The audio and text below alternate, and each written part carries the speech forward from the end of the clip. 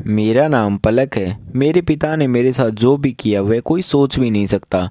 मैं अपने माता पिता की इकलौती बेटी हूँ। हम बहुत ही अमीर परिवार से हैं। मेरे पापा एक बहुत बड़ी कंपनी के मालिक हैं। हमारे पास पैसों की कोई कमी नहीं है। बचपन से ही मुझे ऐशो आराम की आदत है। मैंने कभी भी घर का कोई काम नहीं किया, क्योंकि नौकर चाकर मेरे आसपास ही घूमते रहते हैं। हमारे यहाँ बहुत सारी गाड़ियाँ हैं। मुझे जब भी कहीं जाना होता है तो मेरे एक हुक्म पर 10 गाड़ियाँ और ड्राइवर इकट्ठे हो जाते हैं। मैं अपनी ज़िंदगी बहुत अच्छे से जी रही थी, लेकिन उस एक भयानक दिन ने मेरी ज़िंदगी ही बदल दी। हमारे यहाँ कुछ ही दिनों पहले एक नया ड्राइवर आया था। वह ड्राइवर जवान और खूबसूरत तो था, लेकिन वह मुझे पसंद नहीं था, क्योंकि वह बहुत ज़्यादा सवाल पूछता था कि कहाँ जा रही हो, क्यों जाना है। इतने सवाल तो मेरे पापा भी मुझसे नहीं पूछते थे। एक दिन जब उस ड्राइवर ने हद पार कर दी तो मैंने उसे एक तमाचा मार दिया और उसे नौकरी से निकाल दिया। मैंने पापा को यह बात आना ज़रूरी भी नहीं समझा, क्योंकि हमारे यहाँ ड्राइवरों की वैसे भी कोई कमी नहीं थी, लेकिन मुझे नहीं पता था कि अब मेरे साथ यह होने वाला है। अगर आपने हमारे चैनल को सब्सक्राइब नहीं किया है तो कर लो दोस्तों। एक दिन सुबह जब मैं उठी तो मेरे कमरे में वही ड्राइवर था। मैं ये देख के हैरान थी कि इतनी सिक्योरिटी के बावजूद वह ड्राइवर मेरे कमरे तक कैसे आ गया। शायद मैंने उसे मारा था और वह इसी बात का बदला लेने आया होगा। मैंने कहा, तुम यहाँ क्या कर रहे हो? वह बोला, मैं तुम्हारा पति हूँ। कल रात को तुम्हारे पिता ने मेरी शादी तुमसे करवा दी है। मैंने कहा कि तुम पागल हो गई हो क्या? मेरे पापा मेरी शादी तुमसे करवाएंगे? और इतना कहकर मैं हंसने लग गई। तुम जैसे लोगों को मैं अपने आसपास भी रखना पसंद नहीं करती, और तुम मुझसे शादी हो गई, मुझे पता भी नहीं चला। अब उसने जो कहा वह सुन के मेरे पैरों तले ज़मीन निकल गई। उसने कहा कि मुझे पता था कि तुम यह बात नहीं मानोगी, इसलिए मैं तुम्हें कुछ तस्वीरें दिखाना चाहता हूँ। और इतना कहकर उसने अपने मोबाइल से हमारी शादी की तस्वीर दिखाई।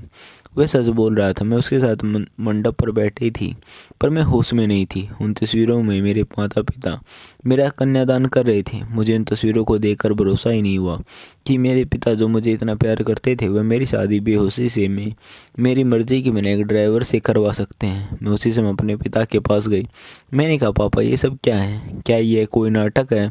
आपने मेरी शादी मेरी मर्जी के बगैर इस ड्राइवर के साथ करवा दी, वह भी मुझे बेहोश करके। आप ऐसा कैसे कर सकते हो पापा? पापा ने कहा, बेटा हम मजबूर हैं। मैंने कहा, मजबूर? हम मजबूर हैं? हम इतने रईस होने के बावजूद भी इस ड्राइवर के आगे मजबूर हैं। हम इसके आगे कैसे मजबूर हो सकते हैं पापा? वह बोला कि जुबान संभाल कर बात करो। अब मैं तुम्हारा पति हूँ। मैंने बोला, मैं इस शादी को शादी नहीं मानती। ये कैसी शादी है जो मेरी मर्जी के खिलाफ हुई है? वह बोला, मर्जी तुम्हारे बाप की थी, जो इस तस्वीर में साफ दिखाई दे रही है। अब तुम मेरे साथ मेरे घर चलो। मैंने कहा, खबरदार, जो मुझे हाथ भी लगाया मैं कहीं नहीं जाऊंगी, यह मेरा घर है। वो बोला, अब तुम मेरी पत्नी हो और अब तुम मेरे साथ ही रहोगी, और अगर तुम शादी नहीं मानोगी तो मैं शादी की तस्वीरें सोशल मीडिया पर वायरल कर दूंगा। मेरे पिता चुपचाप खड़े होकर यह सारा तमाशा देख रहे थे। उसने मेरा हाथ जोर से पकड़ा और खींच कर ले जाने लगा। मेरे घर पर इतने सारी सिक्योरिटी थी, लेकिन उसे कोई नहीं रोक रहा था। मेरे पिता चुपचाप ये सब होने दे रहे थे, जैसे उन्हें कोई फर्क नहीं पड़ रहा था। वह मेरा हाथ खींचकर मुझे ले जा रहा था और मैं रोई जा रही थी। मुझे नहीं पता था कि पापा की ऐसी क्या मजबूरी थी, पर इन सब के बीच मेरी ज़िंदगी के साथ बहुत बड़ा मजाक हो रहा था। वह मुझे अपने घर ले गया। वह एक बहुत ही छोटा और गंदा सा घर था। वह घर नहीं, पिंजरा था, जहाँ बस एक कमरा और एक बाथरूम था।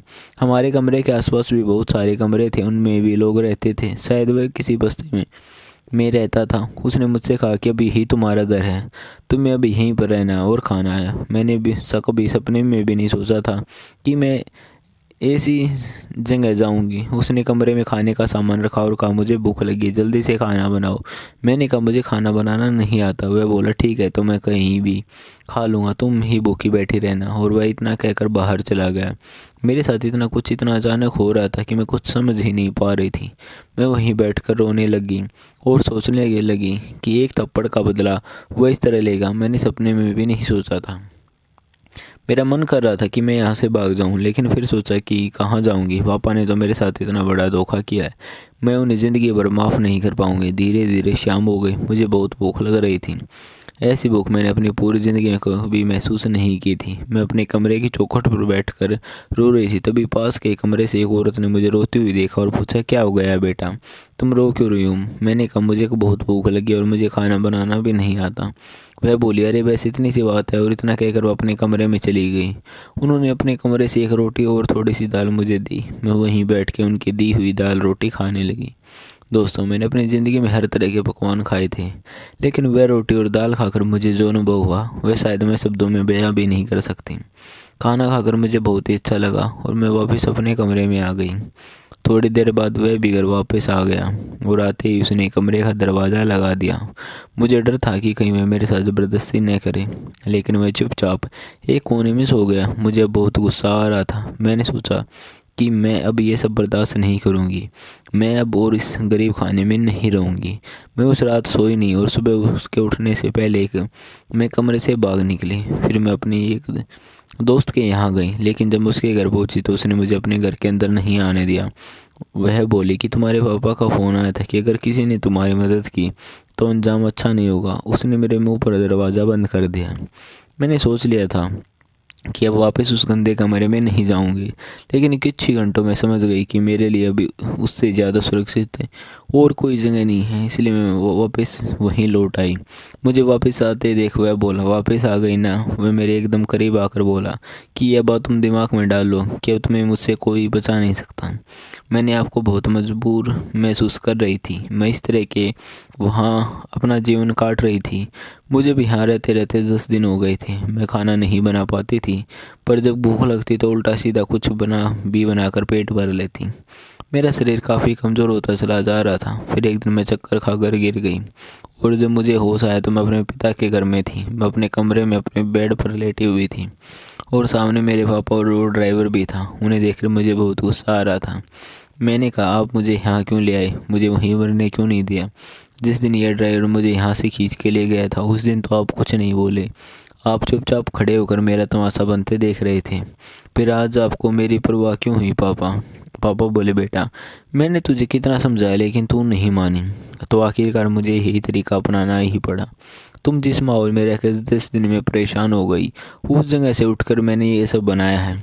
तुम्हें यह सब ऐसे ही मिल गया तो तुम्हें इसकी कोई कदर नहीं है। तुम 24 घंटे शराब के नशे में रहती हो, दिन भर लड़कों के साथ घूमती हो। हमारे घर पर जो लोग काम करते हैं तुम इंसान ही नहीं समझती हो। न जाने कितने लोगों को तुमने मुझे बिना बताए नौकरी से निकाल दिया। तुम्हें पता भी है नौकरी क्या होती है, एक आदमी कैसे अपना परिवार चलाता है।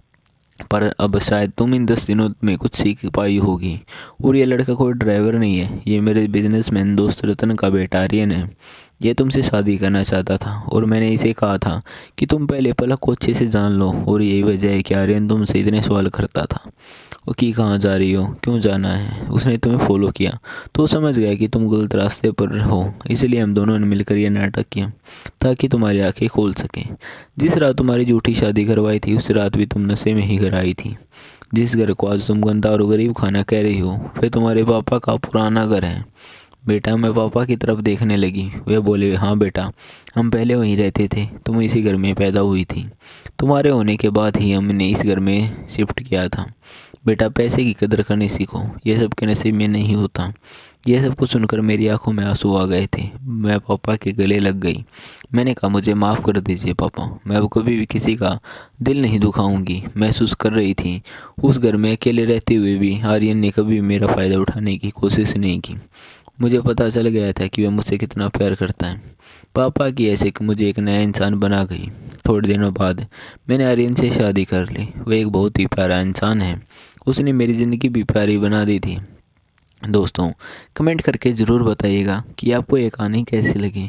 अगर आपको ये कहानी पसंद आई हो तो इसे लाइक करें और अपने दोस्तों के साथ भी शेयर करें। आगे भी ऐसी रोमांचक कहानियों के लिए हमारे चैनल को सब्सक्राइब करें और बेल आइकन दबाना न भूलें। सब अपना और अपने परिवार का ख्याल रखना। मिलते हैं नई कहानी में। धन्यवाद।